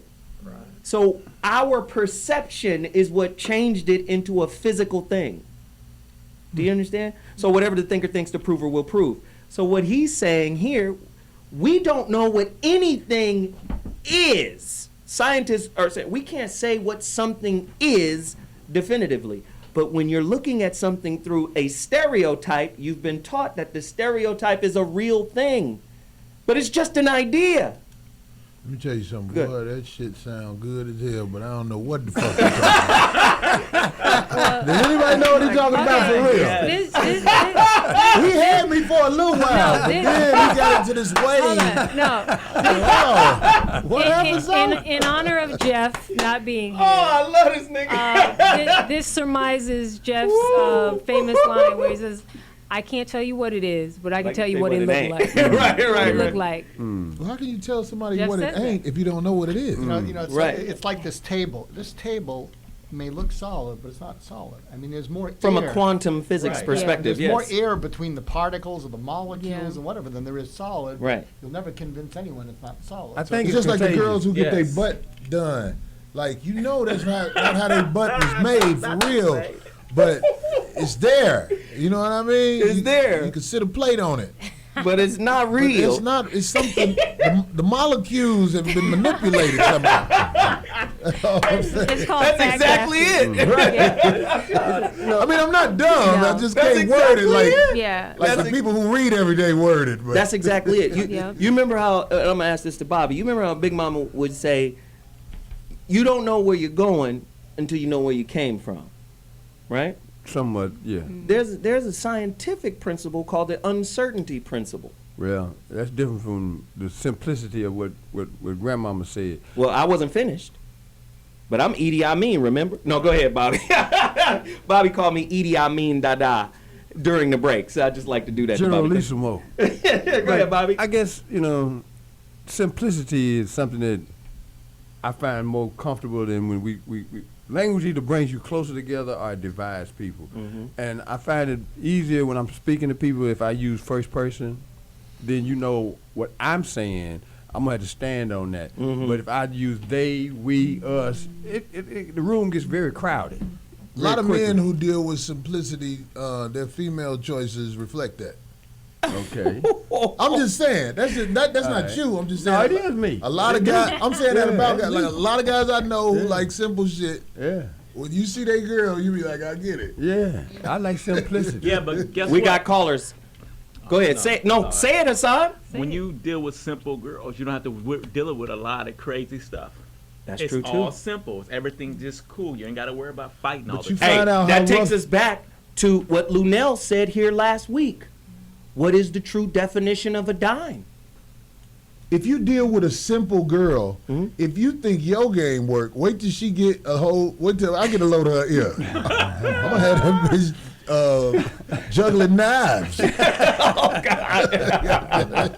You don't want no simple girl with a motherfucker like me get to talking. Yo, we got Darnell from D.C., DMV in the building. Holler at us. Darnell. Oh, it's Cordero. Cordero. Ooh, he Yeah, got a Cordero from ponytail. Washington, D.C. Corey Holcomb said, judging by your name, you got a ponytail. Oh, nah.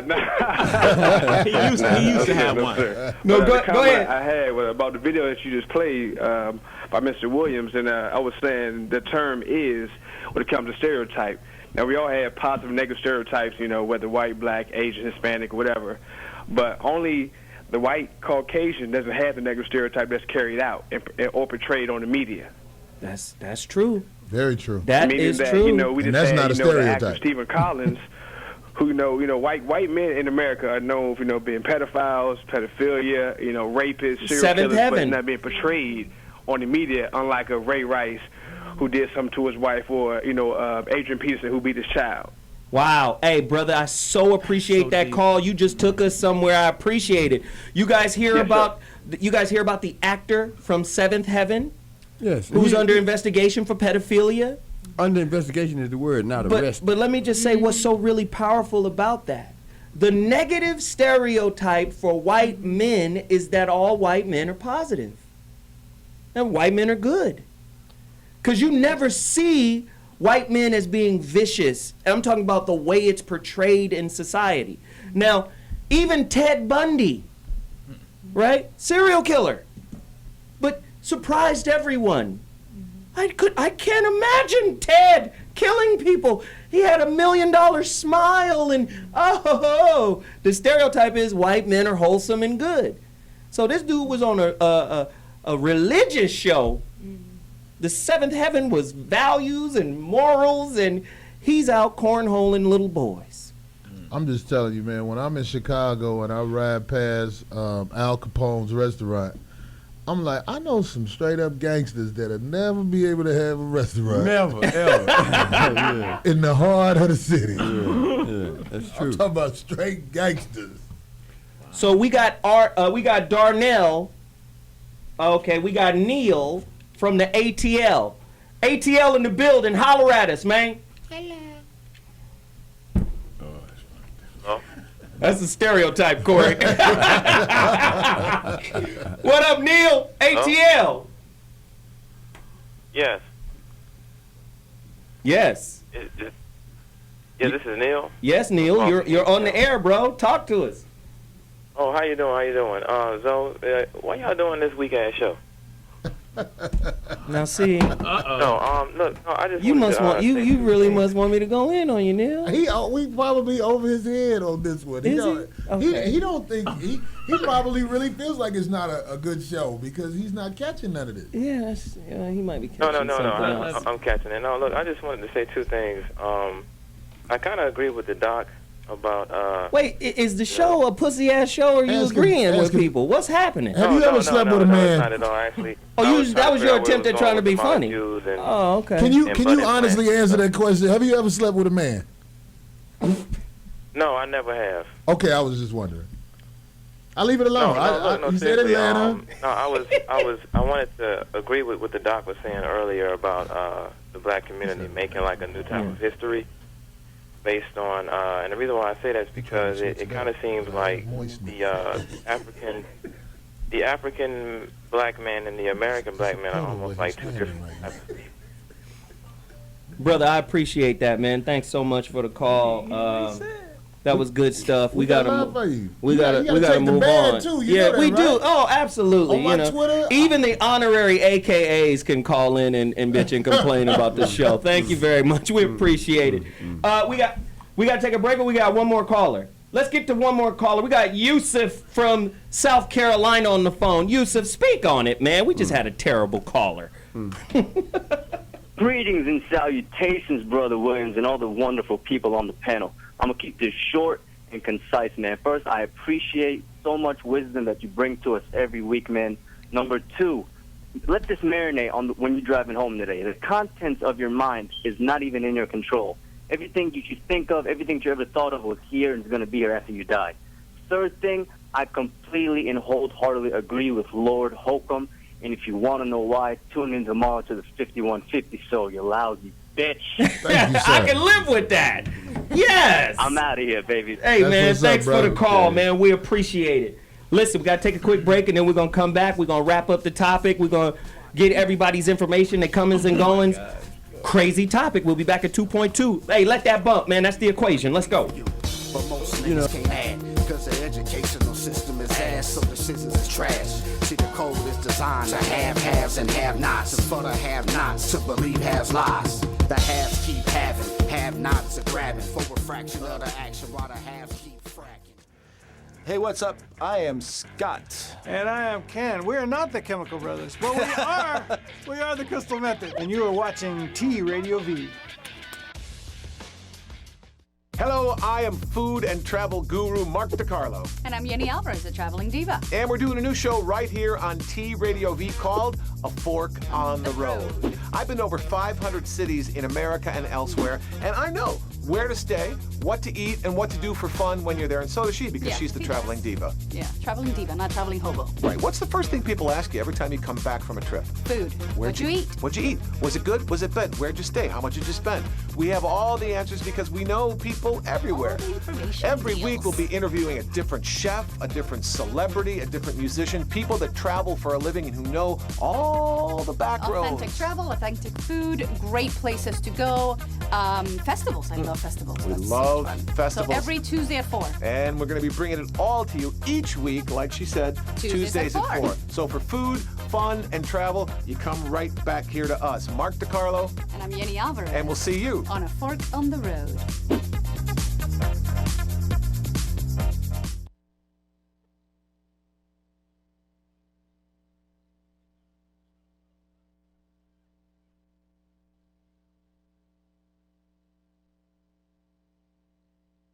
The building, what's Yes, going on? sir. What it do? We got some super special guests up in the place, In man. the building, we got all 5 live in the building, Bone Thugs in the building, everybody.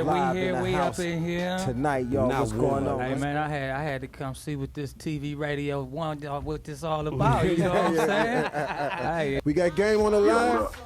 Game, what's going down, baby? What up? What up, man? What's going on? Oh man, we got EPO Double G. Who's this on the phone with us? Yo, what up, man? It's Akon. Akon in the building. Who is this on the line? Be real. We got Be Real. Be Rizzy. Who is we got on the line? This Ty Dolla $ign right here. What up, Ty Dolla $ign in the building. Thanks to all the fans for stopping by.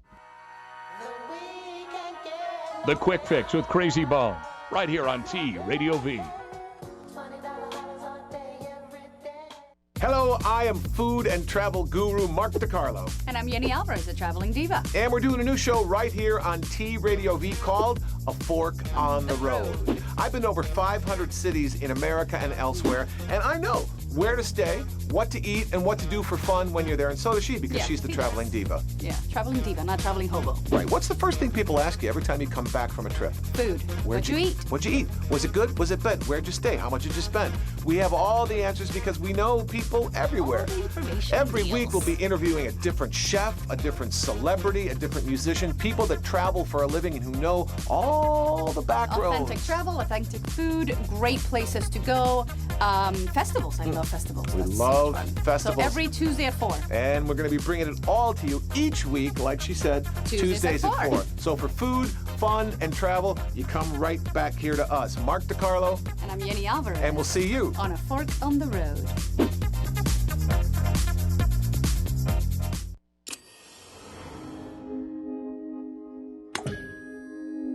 T Radio V. Radio in TV. Radio in TV.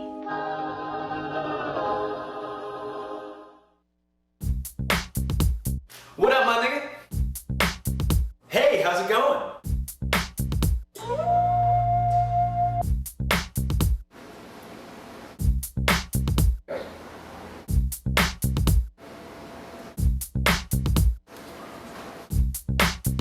Today's political environment is highly contentious, and I really wish we could collaborate more in order to move this country forward. Thanks, Teach! Thanks, Teach!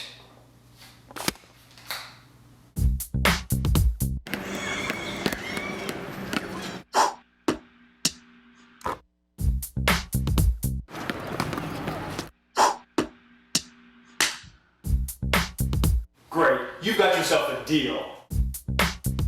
Hyatt, thank you very much. Which way's front?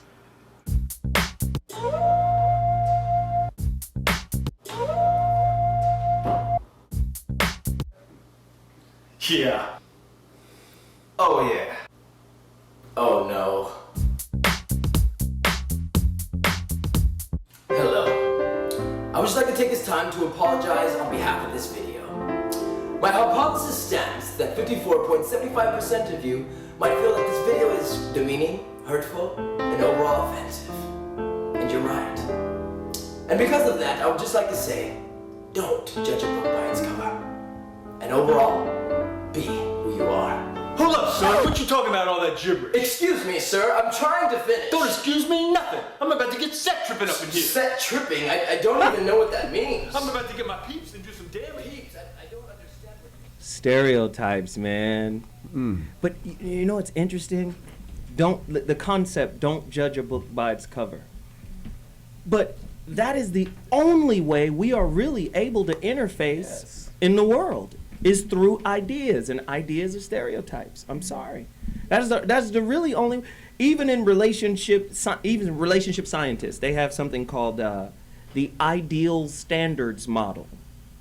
Your ideas have to match up with my ideas. Even the Christians have taken it and said, oh, we're not equally yoked. They have no idea. Yoke, union, yoga. They don't understand any of that shit because they were taught by King James, the pedophile, homosexual remixer of the Bible, that they don't even know his fucking history. Right. So again, they're looking at life through the book and they don't even know just the book's cover. They don't even know what's in the book. So when you say don't judge a book by its cover, that means don't judge by outward appearances, but that's typically what most people do. That's how they get their snap judgments, right? Corey? I just think somebody should take the time out to write a book on stereotypes that are right on, something that's brilliant, put together. Like if somebody with dirty clothes approach you in a gas station while you're pumping gas, he is about to ask you for something. That is a stereotype that you just cannot deny. If he says, what if it's Jesus? What? What if it's Jesus? Who's that?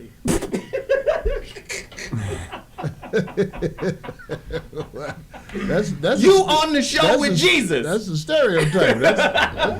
That's something you heard about.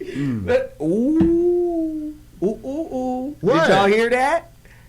Say more about that, Corey. That's something you heard about. My mother is very upset with me because one day when she came from church and she asked me, why don't you ever go to church with me? I said, y'all in that house of gossip. Ooh. You can't stand on They're not nothing. going to call it the gospel. Right. It's the house of gossip. Right. You can't stand on nothing that you're talking about in there because you're reading it from a book that you heard about. Wow. That's heavy. That's heavy. You can only judge by the book's cover. Right. People get mad at me, but what can I say? Yo, we got callers. I can't see that. I can't see it. You're going to have to bring it down. I can't see that. We got callers on the line. We got Russ from North Carolina. Russ, get in here, man. Talk to us about what we getting at. Yeah, I'm not exactly sure where you're at right now. I had to pause my program, but I did want to touch on the Margaret Sanger, the Planned Parenthood part that you were talking about. Yeah, go with it. Okay. I believe it was viewed that, I guess Margaret Sanger said something like birth control had to ultimately lead to the cleaner race. And to me, it seems like Planned Parenthood is viewed as a good thing and is supported by Democrats. Do you agree? Or do you feel like the Democratic Party pushes black people blindly into these programs that will cause us to depend on the government? Ooh, great. I think that's the Democrats' stereotype of sorts. Exactly. Because they pretend to care. And the point he's leading us towards in his comment is one that we need to reconcile, and that is Democrats, Republicans, Independents. Those are all labels, and it pulls people away from the issues, and that's why we don't always vote align with the interests that we should be supporting. Because so you vote? Who, me? No, I ain't voted in a while. But see, this is why I say the whole political process is a television show. It's a script. And most people don't understand that. In a really good television show, you have to have a protagonist and an antagonist, right? This is why Obama, in the beginning, in 2008, he was the hero. He was the protagonist. Change. And he's a black man. And that's the first time that, we don't want to talk about the first 5 black presidents in the Confederate. We don't want to talk about them. But this is the first time we have a black president. And, the world is changing. We're going to be better. Why? Because you want to believe in the idea. That was a utopian idea that they got you smoking. And once you smoked it up and got high, you bought into the hustle. This is a show. This is a script. And I've said this before. This America, the world, we're all living on a script that has real consequences. It's a game, but the consequences are real. Most people are sheep/cattle. And the only reason they watch people like, a Zoe show or somebody who speaks out is because their heart tells them that's what I should be, but they're not capable of being that because they are born to be cattle and sheep. Right. It's just it's too mean to say like that. Right. Yeah. You can't save those people Wow. who vote and will tell you wrong for not voting. Wow. Yeah. Wow. What you're saying about the voting process being a show, the same way that when you watch a movie and there's a war scene and it feels so real and we see the people, those same people that produce those movies produce the news, and it's called the world theater And that's what we're watching when we It's do the all that. world And it's theater. just for play. Wag the dog, baby. The only real thing about those movies is when the cowboys and Indians are off the screen, the Indians still can't eat at the same table with the cowboys. Wow. Yeah. Wow. Because I've seen the extras and what they get to eat. Crisisactors.org. It's raining outside. That's not even a tent. They give them plastic bags. And Listen, we got one more caller here. Darnell from Alabama. Holler at us, man. Hello. Darnell. I don't think it's Darnell. It's a different name. All right, Darnell, we got to bounce. The phone lines are still open if you want to participate. 855-878-4652. You know, a minute ago you used the phrase they. Mhm. Is they a stereotypical word? Because typically when we say they, especially as black people, when I hear black people use You've made they, this argument before. I'm going to get your ass now. I want You it, done, man. you done tore your drawers with me now. Come here, man. Come here. Come right here. I want to know who they are. whenever somebody says they, you should ask them, who is they? Right. Yeah. And we make we use they all the time when we're speaking of, in my opinion. And This who just is me. we? Since you mentioned they, I mean we. Who is we? Okay, can I answer they first and then get to we? God damn it. Murfreesboro in this motherfucker. Come on, No, fam. but for me, they represent, when I speak, it represents the overreaching white supremacist control system that keeps the institutions in place. To me, marriage is a stereotype. To me, religion is a stereotype. To me, politics are stereotypes. These are all part of an overall. Condoms are stereotypes. Okay, no.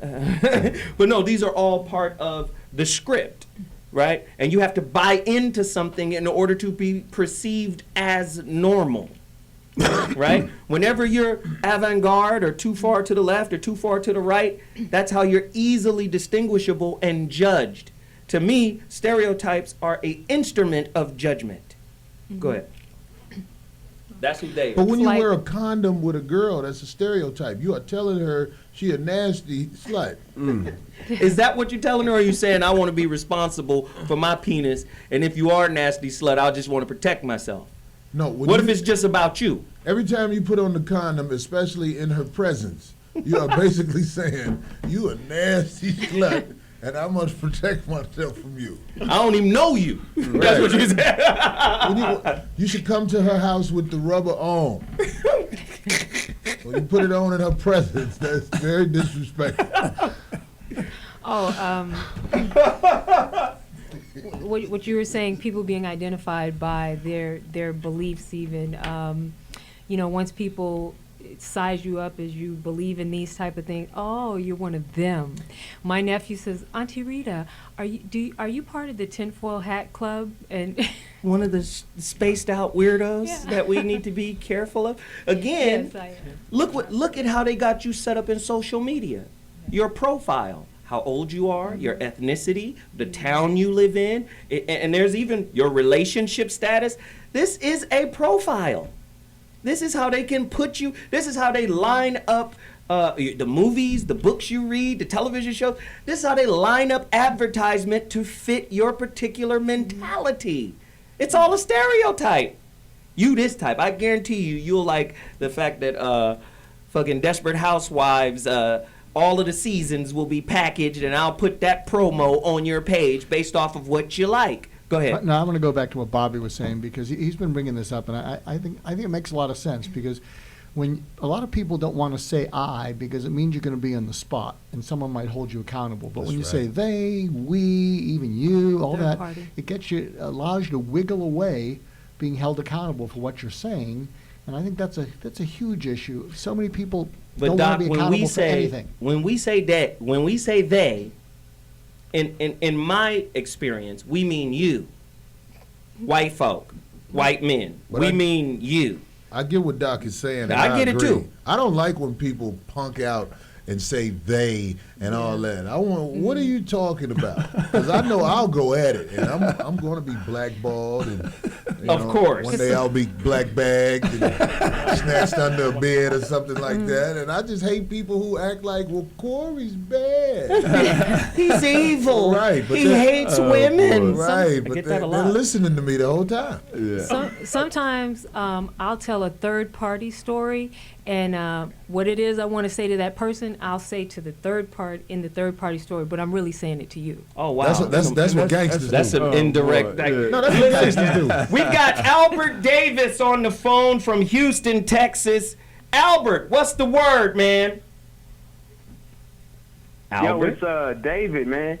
David. Hey, it says Albert Davis. He's ashamed of Albert, so he goes. No, it's Alpha. Alpha David. Alpha David. Alpha.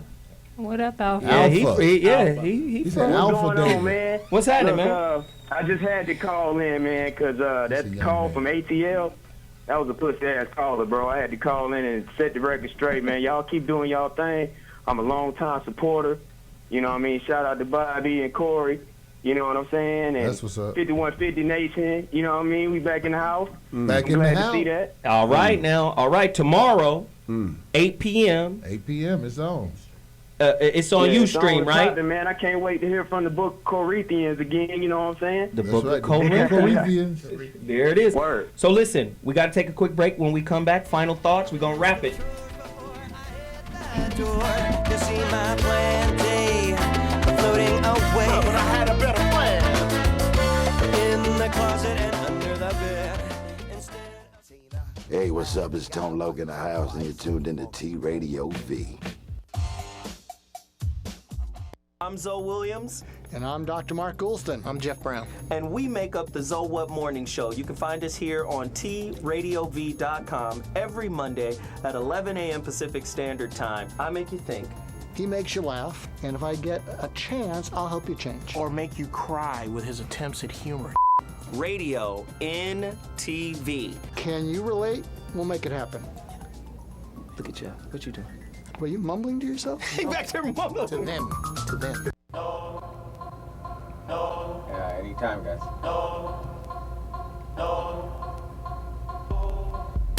Hi, I'm Curtis. I'm Anthony. And I'm Wes. And we're the worst show on the web. Mondays at 9 p.m. on T Radio V. Oh, that's nice. Oh. I'm not. I don't have insurance for that. What's up, y'all? It's Edie Don. And I'm Dave Pink. And we are the hosts of the Real Talk Show that airs every Tuesday. You so serious? Real life, real topics, real subjects. Shop Talk, Diva Pink. Real Yes. people. Taking over. Your What y'all homie Don think? Juan providing the vibes. Oh, yeah, he does every week. Oh, man, we What's need up, y'all Don to tune Juan? in every Tuesday, 6 p.m. to 7. T Radio V. Radio and TV. It is radio. Radio and TV. You're crazy. Let's do another one.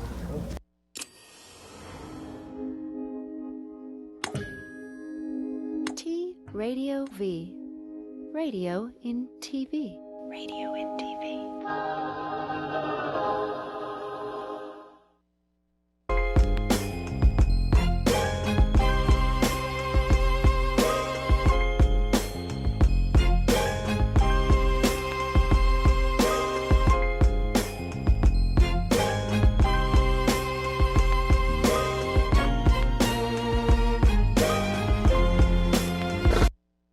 Ladies and gentlemen, the Zoe What Morning Show back in the building. As is commonplace, you know this is the final thought.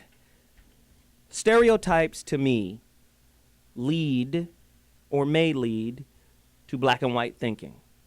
This is what I know, this is how I was raised, and this is what's right to me. The problem with that is, whenever you have a stereotype, you identify with it. Whenever you identify with something, you tend to want to defend it. Right? So, like, for instance, we've been talking about these different conversations for the longest. Say, take domestic violence. It becomes a feminist thing, right?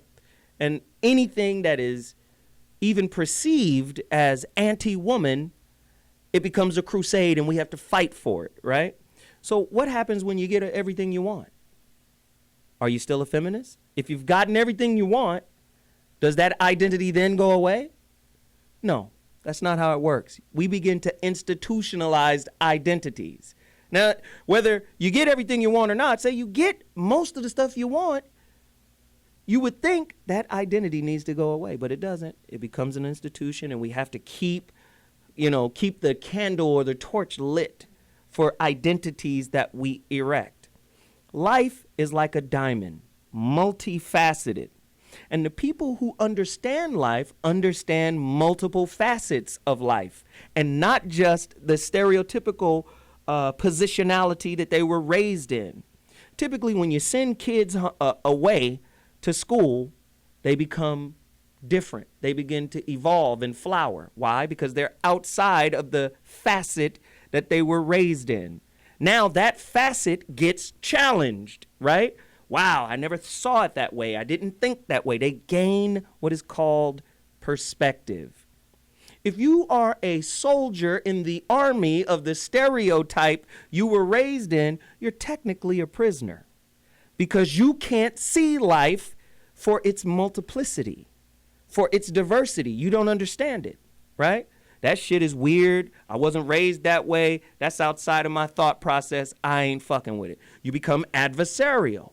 I believe that at some point you evolve beyond whatever little comfort zone you were raised in, because most people don't challenge the comfort zones that they were raised in. It's just like me talking to my son.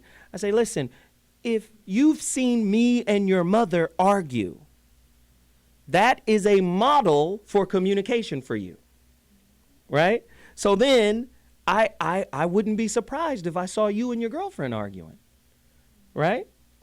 Again, you have to break outside or at least challenge the stereotypical model you were raised in. Stereotypes might be like a type of training wheel, but at some point you got to take them motherfuckers off and ride on your own. Have some type of original thought, some type of original idea that identifies you, right?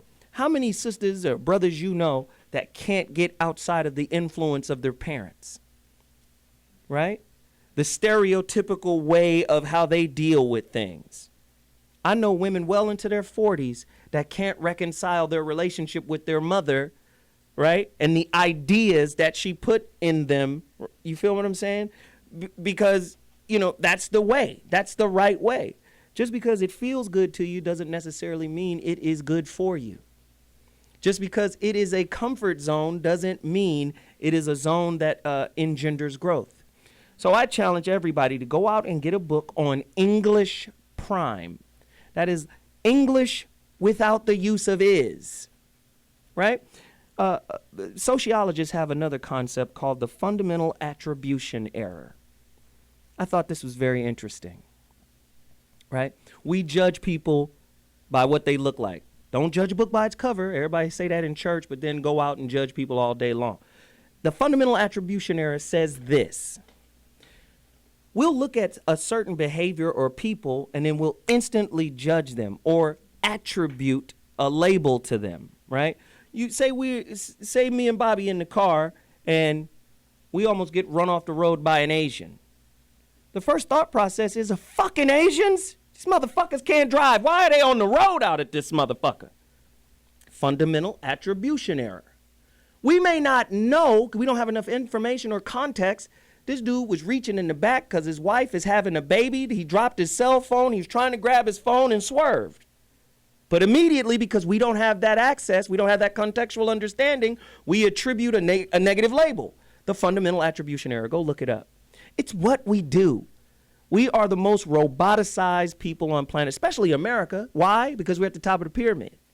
Just like Dr. G said, you go to Mumbai, poverty is a part of their religion. So they kind of live with it and understand and find a level of happiness. Here in America, if I see Corey, he got on a fucking hoodie, he's already 6'3", and he got weight on. Oh, man, let me cross the motherfucking street. That nigga gonna hurt me. That's a comedian. He's an entertainer. The fuck is you doing? Right? So, again, we are the most judgmental people on planet Earth. And if we want to change the way we interface, we got to challenge the stereotypes that we were raised in. We got to challenge the model. I'm Zoe Williams, and that's my final thought. Now, with that said, let's move quickly. Rita G. Can I just say, I have never been in a room with this many handsome men who are equally captivating intellectually, and it's really been a pleasure. Yeah. And Yummification. everybody, go check out my site for the skincare, which is viaskinscience.com. And if you want to see some of my photography, ritagphotography.com. Yes, please go support her work. My man, Weed Juice, Hassan. Weed Juice, check me out. For the Zowet callers, you get a 15% discount, and you get some free gear. Thank you. Excellent. Dr. G? MarkGoulston.com, GOULSTON.com. Come visit. Google me, bitches. Corey Holcomb? Be on the lookout for my new book. Chances are your child is a failure because you suck at life. Wow, damn. Okay, and Bobby? Hey, you can get down with me at realmendon'tplay.com. And I would hope that at this point we'll postpone the Real Men Don't Play Black boycott. I'm getting more white people buying my book than black. Wow. Listen, the last 15 copies, of course, we didn't do well last week because of technical difficulties. If you buy my book today, I will add my lecture on religion and God. I will add it into it. It's called Street Scholar, the God Class Volume 1. And for people who already bought the book and you still want the God Class, you can go to CD Baby and look up Street Scholar, the God Class Volume 1, and download the MP3. But for everybody who's buying it right now, bam, I'm putting it in there with you. I'm going to the post office tomorrow, and please write your correct address or you won't get your book. I love y'all. I'll see you next week. The Zoe What Morning Show in the building. Holla at you next week. Deuces. Oh.